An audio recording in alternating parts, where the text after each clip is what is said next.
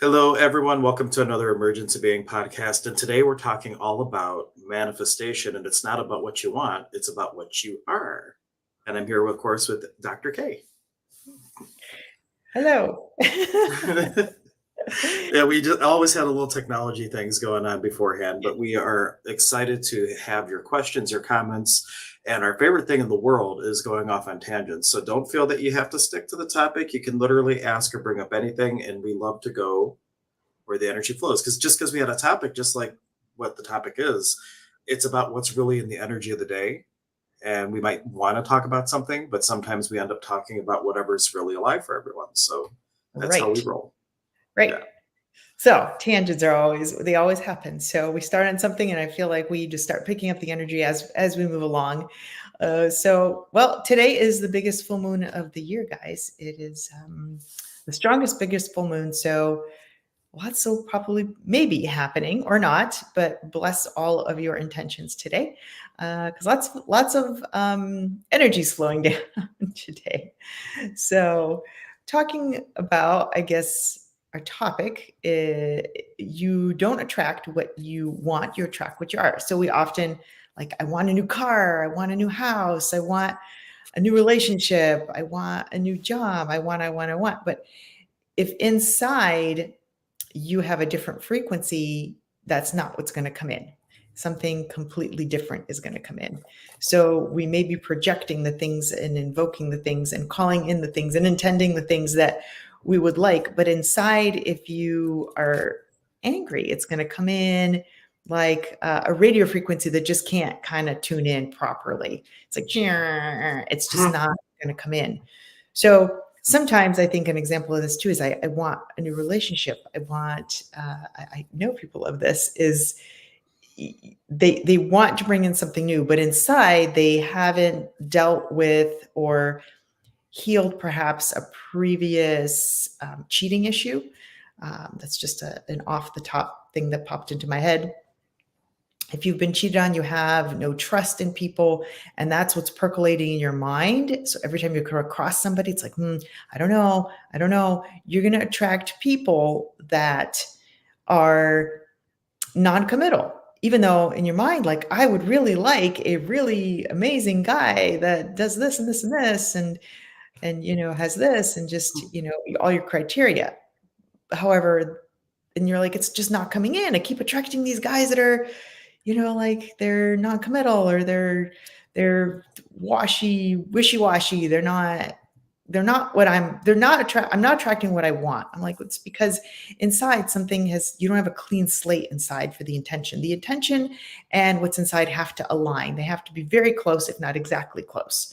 So that's kind of the topic of what is going on inside versus what you keep repeating to yourself, and it's not coming in the way you'd like it to come in. Yeah, the analogy or the vision that Spirit's given me is like those old balancing scales. Like here's the one. Here's I want it. I don't want to be alone. I want like the relationship. But then on here, there's the desire. I don't want to be hurt again.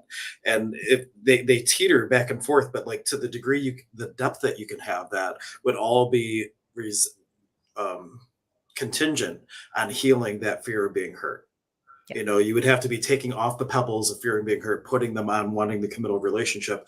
But if you think of it that way, like if you have conflicting energies for the intention, for core beliefs, because it's really that core belief, what's underneath that desire, and then like dealing with that so you can actually become congruent. Like, yes, I not only do I want that relationship, I'm willing to do the work required in order to actually receive that relationship. And as you do that, that resonance for bringing that to you becomes greater and greater and greater. And then you actually manifest that which you actually were looking for. You do. You have to do the internal work. And I'll use myself as an example. For the longest time, it was like I was in this long relationship, and inside it's like I was chasing, and things just weren't aligning. And until I did the internal work and pulled it back in and said, oh, well, it's my lack of self-love and lack of self-respect, and really healing up that, doing that work first before I go out, trying to attract something in. So I encourage everybody to do the internal work first because if you're trying to invoke, intend, pull in, manifest something, but inside there's a conflict, it doesn't mean it won't come in. I think it'll just take longer. You may in the interim continue to pull in things that are like, wait a minute, this is not what I asked for. And sometimes Hmm. the universe doesn't drop things in the box that we would like it. I want $10,000. Well, Hmm. it might not show up as somebody coming to your doorstep with a bag full of cash. You may end up getting that money through, you win the lottery, you maybe get a raise at work, you might have a family member that passed away and leaves you money. You might also have somebody that gifts you a car that's worth 10,000. So it can come, remember, money's an energy. So things come in different formats. But if you keep attracting like the opposite of, or very off what you're intending, then you got to start looking inwards. And I think this is really true for relationships, because you will continue to attract the wrong thing and not what you want if you don't do the internal work. And that becomes very clear to me sometimes when I talk to people. It's like, oh, this is why this isn't coming, because yada yada. So Yeah. And the other analogy, Spirit's really big on analogies today, or metaphors. I'm seeing like those dandelion little seed pods, right? The universe has them all over us, and they can land on us. But if you haven't done the work to the soil, they can only take root so far. And then if they don't take root, then the plant just isn't sustainable. So again, it goes back to actually doing your work and getting the soil, getting yourself ready to receive, and yeah, then it taking can't care of it. if you keep pushing it away. And but I'm not pushing it away. Why would I be pushing it away? Well, there's something inside that's not in flow, not in alignment to allow those things to come in. And that can come from, you are subconsciously blocking it, you are not open, you give too much, you don't receive, you're not allowing yourself to be in a receptive mode of thank you. And maybe we'll go off on a tangent here, because it's like, how many times do you say somebody offers to help you? No, no, no, I got it. I got it. I can No. do it. Yeah. So that's an example of, you're already blocking something that the universe is trying to give you. But when you're always like, no, no, thank you, I got it. No, please don't pay for my coffee. It's okay. I got it. That kind of thing. Yep.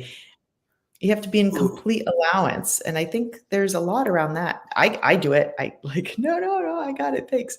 And I have to be, and I work on that too all the time. It's just, I was brought up, when somebody gives you cookies in a little, container, you refill those cookies and you take it back. That's just, you never just receive and not return. But the fact is, you can receive and not have to return in that Yeah, moment.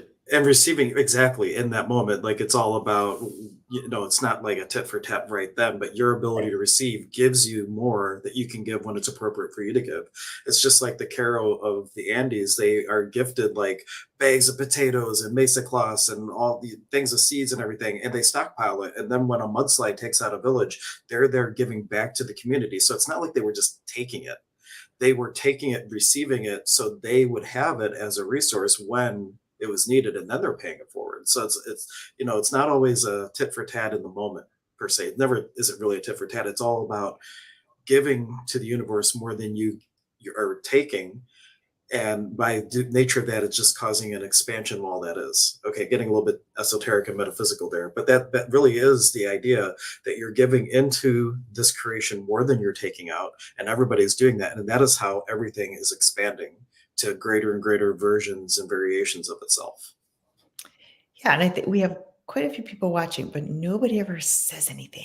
So I'm That's okay. gonna, No, I'm they gonna say stuff. Well, we had Magic Mike was saying good morning, and a Nike Kawaii, so we do have someone saying hello, but no I want one's not has everybody a to put question a yet. Y in the text chat that they're listening. Just a Y. You don't have to ask any questions. A Y or an N, a yes or a no. A Y or an N in the text chat. Just to let us know you're here, because we love to Oh know. no, but down there, people are like, I can't do that. I see them dropping off a little bit. No, you don't have to. We won't I'm call you out if you joking. don't. We just like to know who's on. It just popped on in my mind today. If you're just It's listening, okay. that's totally fine. Listen, we would love to hear from you. Put a little smiley Yep. face. That's fine too. If you're listening on the replay, you can also just type replay and let us know that you were. Look, see? See that? Okay, yeah, we have some people tuning in. We have Thank someone greetings you. from Scotland, Arizona. Beautiful Thank morning, you. We and we won't have call you out. Kevin I saying won't good say names. morning. I'll just say thank you. Yeah. Okay. Thank Oh you. well, So no, I'm sorry. I'm calling people out. I'm sorry. So they're just they didn't listening. just say why. If they just said why, I wouldn't have called them out. But they actually said good morning. So like, it's totally fair Good game to morning. Good interact morning with to you. all of you that are responding. And thank you, because it just lights me up when people just even put a smiley face. So I'm knowing that the content somewhere between us is helpful. And if you're, it's totally fine. You're probably making your coffee, doing your thing, listening, and that's totally fine. We are here to give that Yeah. information so it sinks in to the subconscious over and over and starts to create results. Yeah. So And that's I know one of our common listeners, they're very naughty and are listening at work, so they typically don't interact, but I know they're listening. okay. Yeah. Okay. And we Well, also have Judy saying good morning. And or she didn't say good morning, but she says, I love listening to you too. So thank you for awesome. tuning in, Thanks, everyone. guys. We appreciate it. We know you're here, but if yeah, just a little smiley face or something, or a wire or something, just we like that. So it lights me up. So I'm gonna be selfish here. No, But that's cool. I'm glad you said that. So now we know that people are out there and alive and receiving alive, right? that good That you stuff. are that Right. you're not on your deathbed somewhere trying to pull in last pieces of information, hoping that you create some miracle. But we So, are here to help you create miracles, you because the know, more you listen, the more you absorb. now this is a good question. Like, how did all this start? He just stumbled upon the stream, and what's the origins and purpose of the stream? We just, I think that the original birthing of the streaming was actually during COVID. I Mhm. started a podcast called Stir Crazy Shamans, and then I love streaming, and I just started streaming, and Emergence of Being. This is a rebranding of our original podcast, Yeah. and we just love doing it. So I don't know, but that was the origins. It was COVID, and we had nothing to do, and so we started showing up. This Yep, was one of the exactly. few ways we could show up while everything was shut down. So and now it's just a continuation. We kind of had a little break, and now we're back. And our intention is to be here every Tuesday, sometimes at different times, and expand from here. Yeah, to Because we used provide to, information.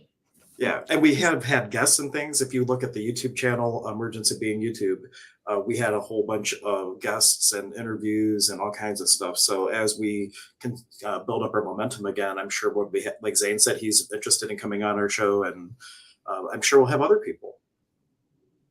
Totally. We're here to provide information to help your life get better and to create a space where we have really good energy. And just because here's the other little trick in life: if you surround yourself with people that are of a certain vibe, I'm going to start using that word because one of my clients, it's like I kept saying energy, but she's like, oh, so a vibe. I'm like, yes, vibe. It's just a different term. If you surround yourself with people that have a certain vibe, then that permeates. It's like smoke. It kind of just moves into your arena and you start feeling it. And so I think we talked about this a long time ago. The people that you surround yourself with, your team, your cult, your friends, your community, can make or break you. Um, for example, if you live with people that consistently pull you down, that you consistently fight with, it affects your health, it affects your wealth, it affects your just your general mood. It just inadvertently starts to happen. They did studies on this where they put really wealthy entrepreneurs, or maybe they weren't entrepreneurs, but really wealthy, either business owners or wealthy people in the Bronx, and within a month, their prosperity decreased because the energy and the vibe is lower. So if you surround yourself with people, and we create a space for that where there's lightness, there's brightness, you get really good information, it starts to soak in, your life will start to change. And I think that was our goal when we started. Everything went on Yeah. Zoom, and so did we. And so um, we just each week we tried to provide topics to help people move through those times and just continue through that to help make people's lives better, help you get a different perspective, perception, so that everything in your life starts to change. Yeah. And there was a question if we're all shamans or practitioners of awakening. Practitioners of awakening, I love that term. The word shaman, though I use that when I said stir crazy shamans, that is a particular tribe in the Tungus region of Siberia that then kind of got expanded and as an umbrella catch all phrase for anybody who practices a nature mystic tradition. And there's some people who are very up in arms about that. So, like, I use the word shaman very lightly. I am technically called a Paco, which means nature mystic. It's a Peruvian tradition, but it would be in modern day terminology up underneath that umbrella of shamanism because they all have like certain elements that are consistent. But practitioners of awakening, I absolutely love that because we are definitely both that. We are definitely both that. We are complete opposites. I'm actually a doctor by training. Then I kind of went into functional medicine, and now I've completely rebranded. You see my new logo. It is Yeah, One Ripple Effect. So I have taken what I was doing with people from functional medicine because I saw there was just a lot of stresses, and stresses affect the body, and that's what ends up making the body sick in probably 80 to 90% of cases. So I kind of pulled that niche out, and that's really more so what I focus on, because if I don't fix that or improve that, then the individual's health has a really hard time improving. So I am also an energy worker, so I wrap everything up in one ball. So that's what I do for our new guest that is asking. But yes, we are yeah, both we're both practitioners of awakening yeah. in general. Yeah, and then my background is more, I do have the nature mystic tradition, but I went to a place called Lilydale for a 2-year seminary program for mediumship and healing, and then went on to find the Pakokuna tradition. Went on to find like a whole bunch of sound tools. So I do a lot of sound healing, tuning forks, aromatherapy, that type of thing. But I'm really heavily on the woo side, and Dr. K is heavily on the more. Well, no, she's really more of a I blending. wouldn't say I don't. heavily. I'm Yeah, not both. having Well, not anymore. both. She had the training to help offset my woo. You know. I merge both, and I start more easily with people. For those who are kind of new to this or have some interest in it, I kind of move them over because we are trying to change the planet. Because if we all loved ourselves and loved each other, the whole planet would be completely different. And that's a lot of the goal now, is to try to move away some of the smoke of everything that's been going on. So we're hoping to create more clarity, more authenticity, more self actualization so that you can live your most optimal and best life. Yeah. And shadow work and authenticity, those two things are the name of the game. The more you refine and more you can navigate your shadow, the more you can express your authenticity without restriction. And Judy was asking, if you see who you are, but desire to shift or change, where's the tipping point between attracting what you are versus attracting where you want to be? That's a big question. Yeah, I have to read that again. Yeah. So the whole question is, if you see who you are, Yeah. but you desire to shift or change. Where's the tipping point between attracting what you are versus attracting where you want to be? And I would say first and foremost, when you're asking a question like that, whatever wherever you are, be in full allowance of where you're at. If you aren't having the things, or if something isn't showing up, or you're judging yourself for being triggered or whatever, just the fact that you have the resistance to where you're at pushes further away where you want to go. So it's for number one is just wherever you're at, just trust to know 100% you're right where you need to be. Then knowing where you want to go, it's really about being in the moment and asking what do I need to be today? But then also the flip side is what beliefs have I been stuck with? Where have I been a belief thief that a belief is actually holding back that which I'm looking to create, because the universe only knows yes. So if you've asked and it hasn't shown up, then it's not the universe.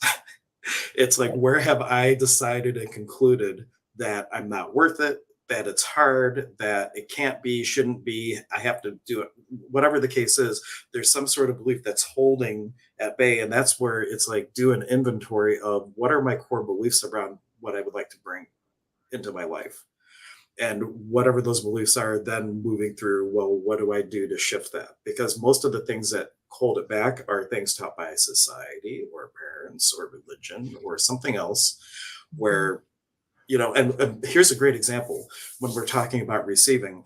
I was watching a video where they were talking about how the birth of the nuclear family is really a relatively new concept. And before World War II, there were generational homes. People lived together for 2 or 3 generations and all kinds of things like that. Men had to go away to war. They came back. Women were working. And then they had this huge push for buy your own home, single family homes. And there was this whole nuclear family where now, instead of having the support of 3 generations worth of family under one roof, now everybody's on their own. And yeah, isn't that an interesting thought? So like, so we moved to this culture of nuclear family. You're in it on your own and do it on your own, and taught to, you know, be suspicious of gifts and people doing things because it's got to reciprocate. So there was this huge shift just by the nature of what was happening in our country that pushed us all towards this. I got to do it on my own. I don't need anybody. Got to do it on my own. And that's just one example of how, you don't even realize it, but a couple of generations of belief systems could be wrapped up with, a core belief underneath what you're looking to create for yourself. Just one example. Uh-oh, did I freeze? Did Dr. K freeze? I may have. I don't know. I But don't know what I happened. hear you. I don't see you talking, but okay, you're back. Now you're fully back. No, think it's still Mercury retrograde. Anyway, It is. technicalities. But Karen was saying that belief thief, she loves that. And well, before I bring up this next comment, I'll give you a chance if there was something that came to mind as I was going on my little mini rant. No, that's really the historical path. It's incredible. It's amazing. Good to know. I did not study that. First of all, we have to always remember who we are. We are not the body. We are not the emotions. We are not the thoughts. We are the soul. And that may be a lofty thought if you're new here and you haven't listened to this before, but you don't just die and then you're gone. You're actually an energy, and you're an energy within this body, using your hands, using this body as a vehicle to create things in this lifetime. So you have always been, and you will always be. So in answering like, who am I? That's what you truly are. And the goal really is to align more with that, with the honest soul, clear energy that you are. So trying to become something different, it's all, I think, a journey to become more aligned is more of, I think, how I would say that. But yeah. I think there was recently, I've shared this meme at least twice. If you follow me on Facebook, I share like memes all the time. I'm a meme thief for sure. And but one of my favorite little memes was, it's not so much about figuring out who you're becoming, it's about letting go of who you were taught. It's like learning more about unbecoming all the things that you were taught were you that aren't you. Because like Bashar says, like who you are, your authenticity, your core vibration, as he calls it, you cannot not be that. It's like the lotus seed is planted, when you're born, and then all this mud and rocks and debris and all this stuff gets thrown on it. And when a lot of us around the age of 28, first Saturn return, you go, whoa, that's not me. Who the heck am I? And everybody kind of has this like little process of starting this process of self-discovery and figuring out who they are. And part of that is letting go of all the stuff that you were, imprinted with, and learning to see the world through unfiltered lenses. Like Zane will talk about, Zane's my teacher of my nature mystic tradition. He would talk about, it's almost like you get wounded as a youngster or from family or whatever, you get this imprint, and it's almost like part of your aura, part of your bubble where information's coming in. You have that pure divine white light, but now it's going through the imprint and everything is coming through this red hue, and you just experience everything. You get triggered and are angry. And as you learn to heal from that, you're able to lessen the tent or to remove the tent, and then be able to receive like the pure energy again, or see without those lenses, or you see it with the lenses, but you know better. You understand that you're being triggered and things like that. Yeah, if you look at kids, little kids, 2-year-olds, they have not been 3-year-olds, they haven't been imprinted yet. So they don't have as much crud on their windshields as we do as adults. So when they want something, they go after it. They have endless energy. They don't sit in, when they lose something, they cry for a little bit, but then it's done. They're boom, on to the next. They don't sit in the spaces. They don't create the trauma and drama and all these things that we do. They're in those moments very briefly and then they're out.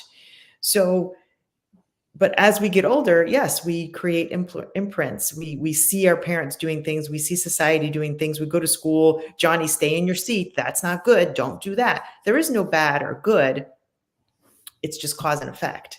But Yeah. yet we grow and we put labels on things, or we start to learn the labels that society has put on things, that this is what you need to do. You need to go to school, you need to grow up, you need to get married, you need to have kids. And I think we're in a space and time now where all of that is changing. It's really shifting and the pendulum's swinging, and we're trying to find that sweet spot in that space Mhm. in between. So that's why I think you're seeing all these odd things popping up, because people are trying to find their authenticity, and we are here to help people find that. Yeah.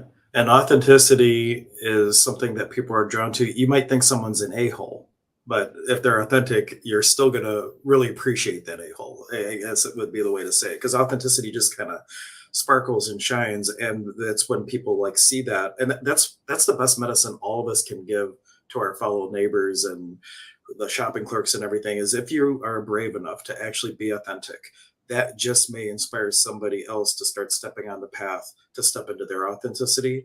And Totally. that's when we really are like with the prophecy in my tradition, like the rainbow tribe of man coming back together again, is about celebrating the differences.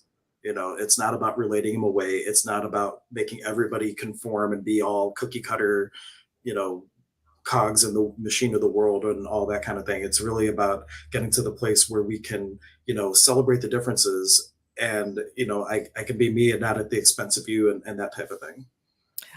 Allowing others to be who they are. We often want others to be how we want them to be. I give people an exercise sometimes. I say, go 24 hours without judging anything. Just observe it Mhm. with no judgment inside. So you don't have any welling up of any feeling. The second you're like, oh, that person, oh, look at that person. I can't believe they bought those chips at the store. Try it. You will see that it's not as easy as you think. And you think, oh no, I cannot judge. We judge ourselves, we judge others. How often have you said to yourself, I'm so stupid. I can't believe I did that. So that's internal. It's all this, you attract what you are, not what you want. And people will mirror to you what's going on inside you. So your external Mhm. world often is a very good reflection of your internal world. So Yep.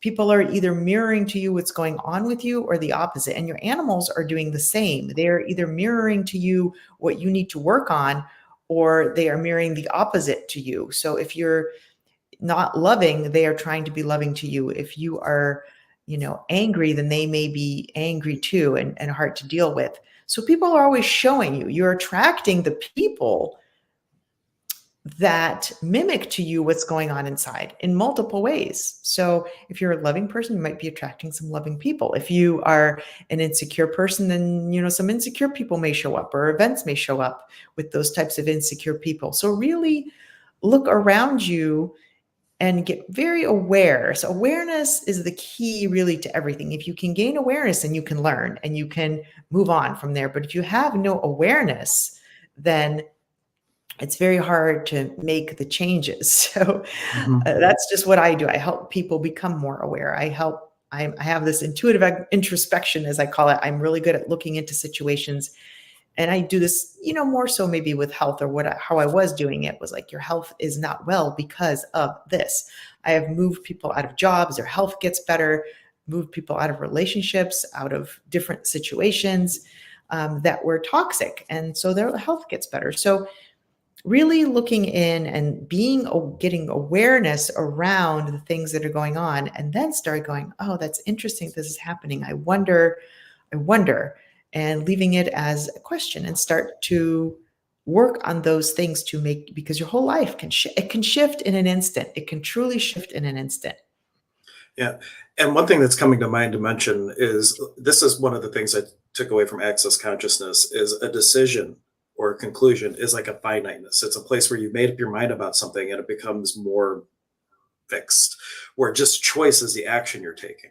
So when you, with your awareness, make a choice. With your awareness, if you decide and conclude, you might just create a new box for yourself to live in, and you'll get in that box and you'll think it's all great, and then you won't think it's all great anymore, and it will create take a little bit of pressure to build up for you to be willing to bust out of that next box. So like try to stay out as you move through this process, out of definition, out of conclusion, and just in the pure choice, perception, awareness, observation, and then you continue the momentum rather than going from point A to point B, then you stop and you work within that definition and conclusion until it doesn't, Yeah, until you realize, well, maybe this wasn't it either, because it is a journey. It's progress, not it perfection. is. There's no destination. It's a constant evolution. So don't get tricked into stopping your momentum for an end goal.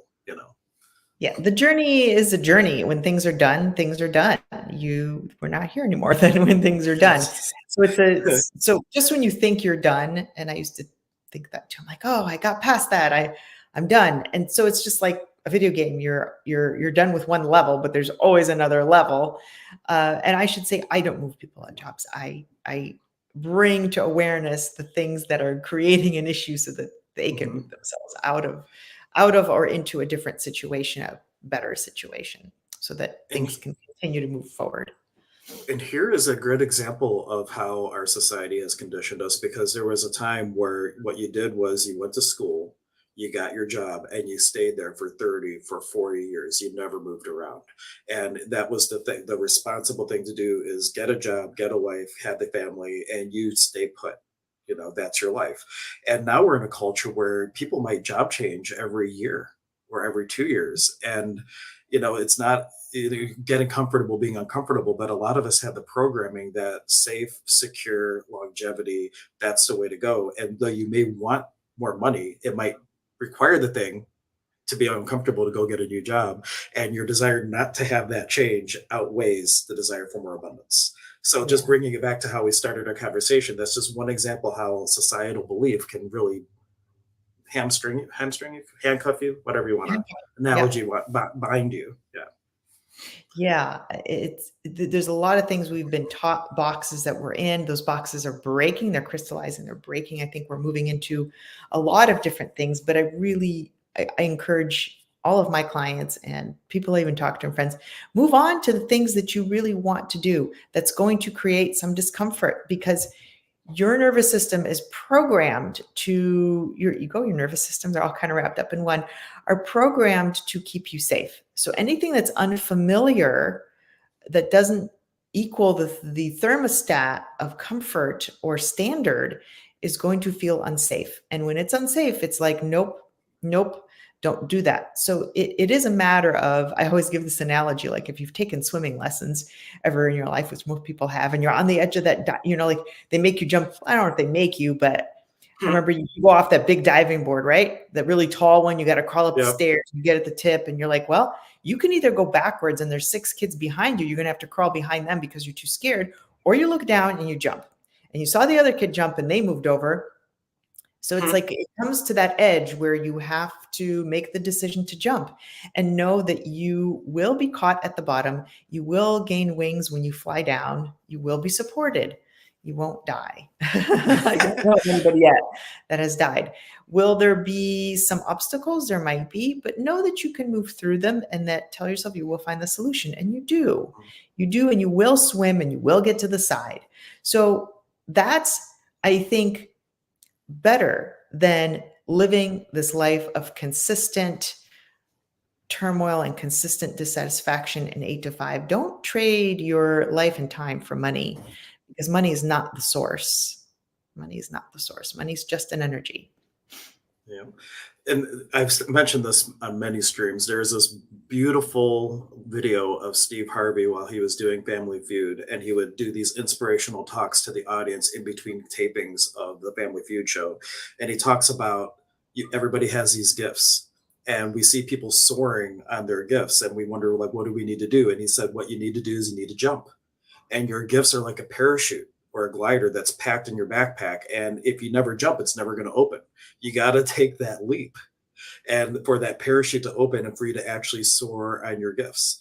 And it's just such a great analogy of needing to have that faith. And that faith is in you as a co-creator with the universe. The universe has the wind to uplift you, but they can't uplift you if you don't jump. And so Right. it's really a cooperative thing. It is. Yeah. So do your gifts. Live your gifts. Everybody does have gifts here. And even if you do it on the side, as a side hustle, that's fine too. Live your gifts because it will uplift your soul. It changes your energy. It changes everything.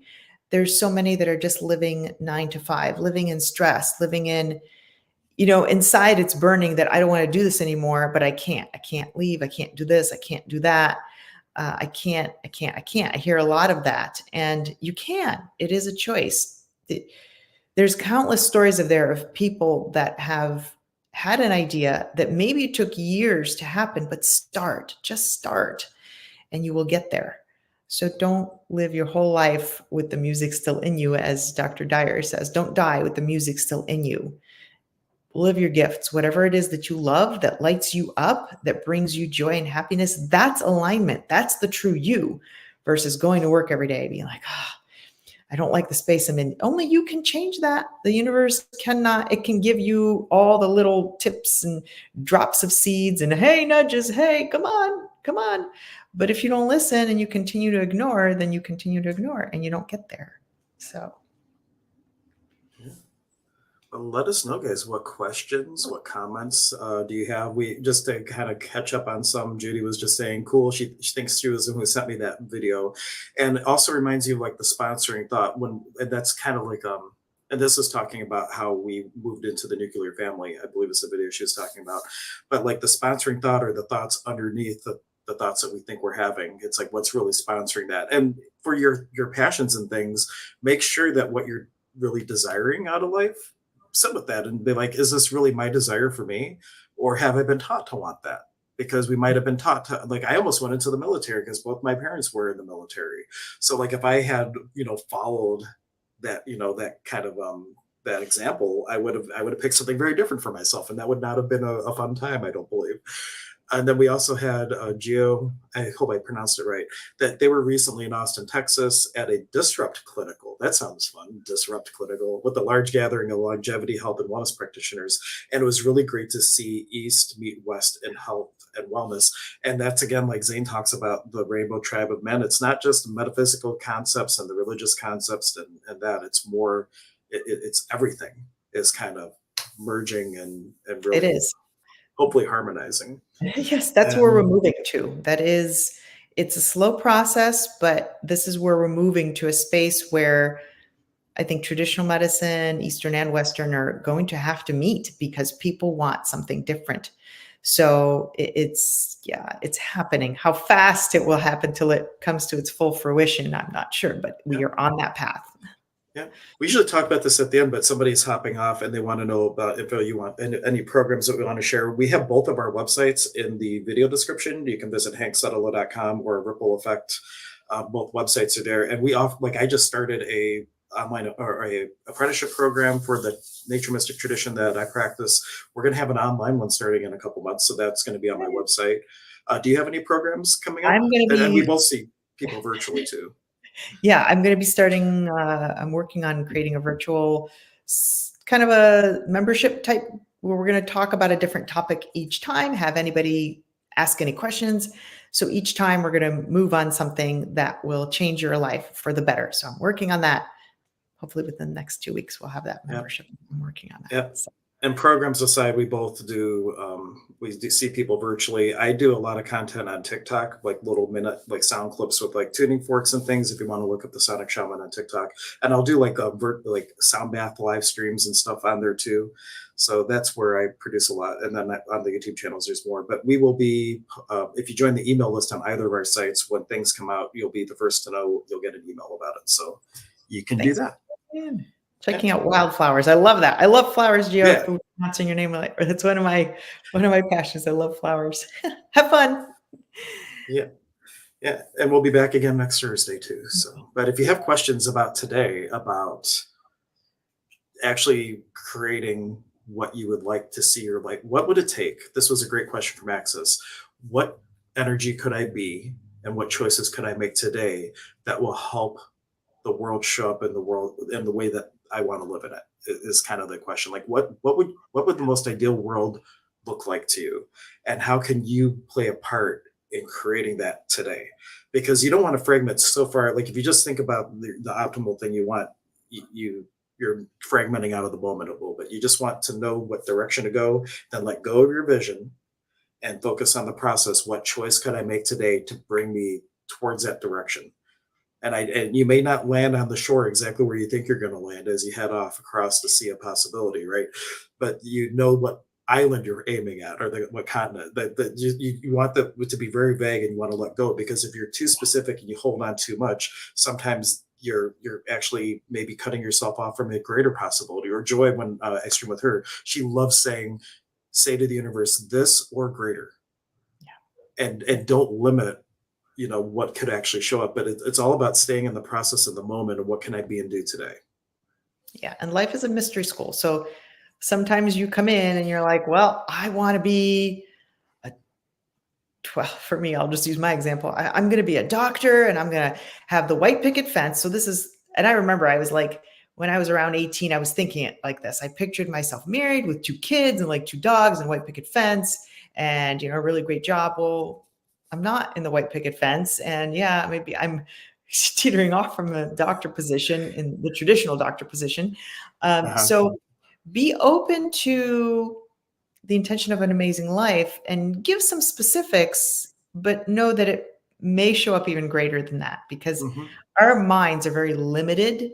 We only see so far. The universe can see far greater and Yep. create far greater than what we can. So just be open and allowance, and don't say, well, it didn't show up this way.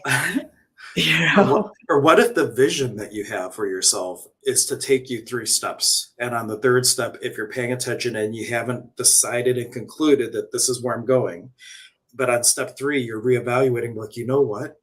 I'm going to just shift it a little bit. Give yourself permission to shift and be flexible and malleable. And just like how you say, you can only see so far ahead of you. Magic Mike saying just one more step. Like if you're looking 3 steps ahead of you and you're not looking at the next step, like what might you miss? And so like that's an example, and that's when anxiety happens. I love the idea that when you are anxious, it's because you are fragmenting too far into the future, and Yep. you are feeling overwhelmed because whatever you have envisioned for yourself, it's like, oh my gosh, how do I get there? Trust and know that future you, when you arrive at that moment, is going to be fine. Every moment behind you, you've made a choice and you've gotten here. So trust and know, when you get 50 steps ahead, future you will have it covered just fine. Just worry about the next step. And if you just worry about the next step, that anxiety that we feel of overwhelm when you're visioning and seeing what goals and targets and all that, it melts away, because all you have to do is breathe and choose. Yep. Lynette had a comment too that's really good. I liked her comment. I'm going to pull that. Oh, yep. Lynette says, starting a new job Thursday, and it's a huge leap for me from what I was taught to Yay. believe was the right job. This talk showed up on my Facebook, and I'm taking it as a sign. I'm very glad that Love it, you Lynette. Good took the luck. We leap. are rooting for you. Yeah, that's Congratulations for cool. taking a leap. Yeah, and I really relate to that, because I have 10 years of background in the finance industry, banking and IRAs and investments and all that. And I got laid off, and I had wanted to do this work full time. And it was like the day we got laid off is the day that I saw a post that there was an office space available in Lakewood, and it just took that leap. But I had decided, I chose that if I hadn't found something else by the end of December that year, that I was still going to quit and I was going to do something else, because that job was just like so toxic. And as soon as I let go of the idea that the you know I was going to have a smooth transition through severance and everything, as soon as I let go of that, I'm like, I'm out either way, and I was choosing for what was healthiest for me. Then it happened in the most pristine possible way. And I say that now I realize why I'm saying it. When you don't condition your choosing, you know what I mean? Like if I want to do A, but I can't do A until B occurs. You want to, if you can, avoid that. Like ask the question more, like, what could I be and do today? Because if you make it contingent, what if B never happens? And that's what was holding me up for like a year. I didn't step into this work because I was waiting and waiting. I just Mhm. knew it was going to happen the way I wanted to. But it wasn't until, you know what, I'm going to choose something different no matter what it takes. Once I did that, I essentially let go of squeezing the sponge because I was only willing to receive it one way. And because of that, the energy of the universe was can't do it. But as soon as I let go, it happen in even a better way than I imagined. So like just be careful of conditioning the universe that it can only produce it one certain way. Right. Those are two really important points. We often say, if, how does the statement go? If this, then that. So if this happens, then I can do that. Don't wait. The time may never come. Just do it to the best of Yep. your ability. I will be happy when I have enough money, when I have a new job, when I have a baby, when I get married, when I Yep. find a new relationship, when when is going to be the right time? Then you're Be never going to happy get there. now. Be happy The grass now. is always greener on the other side, but the real magic is you got to water the grass where you're standing and Yeah. stop And I, admiring the grass somewhere else, but like do the thing you need to do in order to make your own soil fertile to grow your own blessings and things that the universe wants to give you. And that's the thing that we forget because we're too busy comparing ourselves to other people and what they, you know, you don't even have the same target as them, but yet we compare ourselves to all these other people and oh, they have this and I don't, or they're successful and I'm not. Who's to say what success is? Who's to say what abundance is? I love Bashar's definition. Abundance is the ability to do what you need to do when you need to do it. And there's no mention of money. How right. many different ways can you go on a trip that don't require money?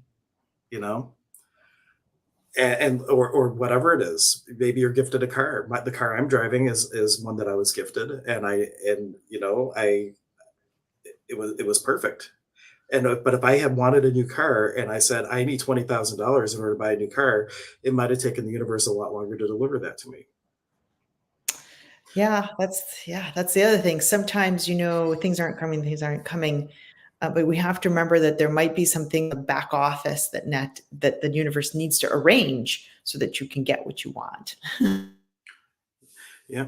And if it's not coming to, the other thing to question is it in alignment with where the totality of me wants to go, or has ego gotten involved? Like if my parents, if I would have gone into the military, was that me or is it somebody else's wish for me? And really getting clear on what is my destiny? Like, what is the theme of energy in my life? For me, it's helping people. And there's a lot of different ways that can play out, including being a crazy woo woo shaman. Yeah, and you may have to But I, decide over and over and over Mhm. too. Sometimes you make a decision and then it's like you feel yourself falling back, forget it. It's not. You may have to decide over and over and like you have to keep telling yourself, "No, I'm doing this. No, I'm doing this. No, I'm doing this. Yeah. Okay, there's an obstacle. No, I'm doing this." And that's the way you gently move through. And yes, taking just the next step. Sometimes I have a habit of this. I set expectations way high and then it's like, well, I'm not getting there. Well, you have to take just the next step, one more step. Okay, that's the next step. Okay, then the next step. Um, Overachievers like me have a, have a tougher time, but it's just taking the next steps and you will get there. Consistent action will yield consistent results. So if you continue to take those steps, you will get there. Will it take a year? It might. Will it take 2 years? It might. Will it take a month? It could be less than that. And if your slate Mhm. is really clean and clear and your energy is really clean and clear, then you do end up getting there faster. So that's the only thing that I can say. And both of us do that work so that we can help you clean your energy so that you can get there a little faster. And being on podcasts like this will help you get there a little faster because you are on a different frequency and you're tuned into a different frequency that propels you and moves you forward faster. Yep. The biggest thing that makes it go faster is just showing up for every moment of your life and as much consciousness as you can. If you do that, things will change a lot more quickly. But if you want to check out and numb yourself or whatever, and then it may take longer.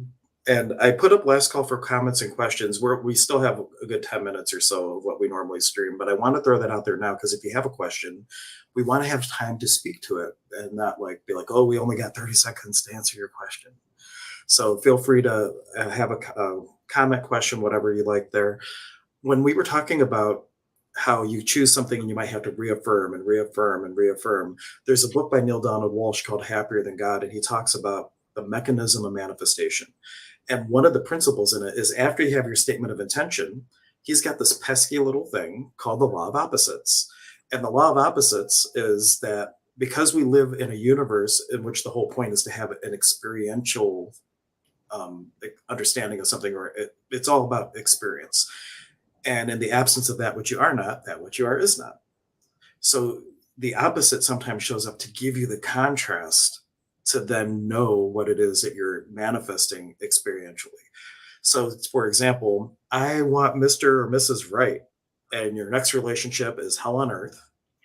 And what that gave you is the awareness of, whoa, What? that when Mr. Right, Mr. Mrs. Right does show up, it's like you have a whole nother level of appreciation for them. And so so if you do go out to set out and be more abundant or whatever you're creating in your life, and you see what appears to be the opposite, what Neil would say is rejoice. It's a sign that you're on the right path because the opposite showed up. That is your contrast. And you reaffirm to the universe, this is what I'm choosing. What do I need to be and do to get there? And you plug forward. You stay the course, as we like to say a lot. And the other trick that he would say is you do not necessarily have to have the opposite show up in your immediate experience. If you want to be abundant and you don't think you are already because you all are totally abundant, go volunteer at a soup kitchen and see how another demographic of people live. And you may realize just how abundant you are.